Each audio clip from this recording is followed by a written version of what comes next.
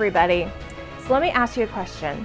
Have you ever looked at another woman's life and another woman's calling and just found yourself praying, God, why couldn't I have a life like hers? Why couldn't I have her calling? I mean, look at everything she gets to do and look at my life. Why can't I be like her?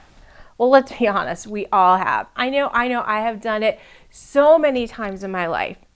And yet I honestly think that whenever we pray this prayer, we go to Jesus saying, hey, what about them? Why can't I be like them?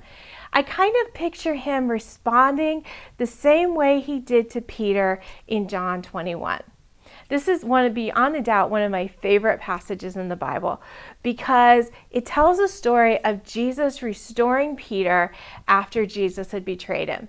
And here they are alone on the beach together and they're walking and Jesus is about to say to him, listen, I know what you did. I know how you messed up. But Peter, I'm still in if you're still in. Do you still want to follow me? Do you still want this to be your calling? Because if you do, you are still my guy and I still want to continue working through you. It's a huge moment in Peter's life, a moment of restoration, and just a beautiful moment between him and Jesus.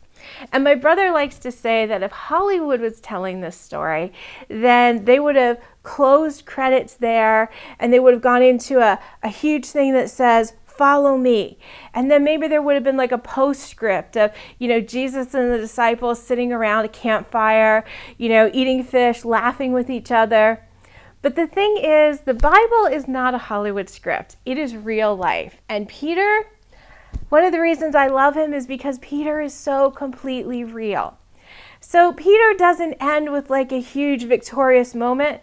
Instead, as him and Jesus are continue walking down the beach, he looks over and he sees another disciple and he says, so Jesus, what about him?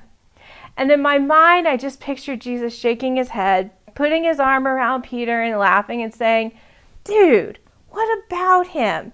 It's not about what I do in his life. You follow me.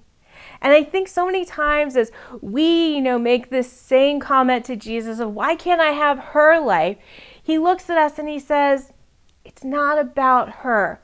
You follow the unique calling that I have on your life. And one of the truths that we need to embrace as we talk about calling is that God has a unique calling for every one of us.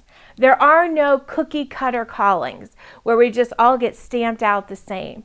Instead, every one of us has an individual calling on our lives, a purpose that only we can do, people that only we can reach, and things that only God has said, this is what I want you to do and how I want you to do it.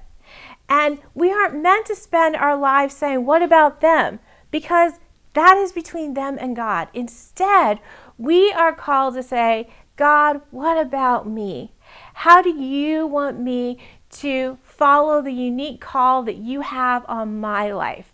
We need to spend our time, seeking God's will and then following God's will and not worry about what's going on in the lives of other people, but instead saying, how did you create me? What in my story is unique? What in my place in this world is unique so that I can fulfill the unique calling that you have on my life, whatever it takes.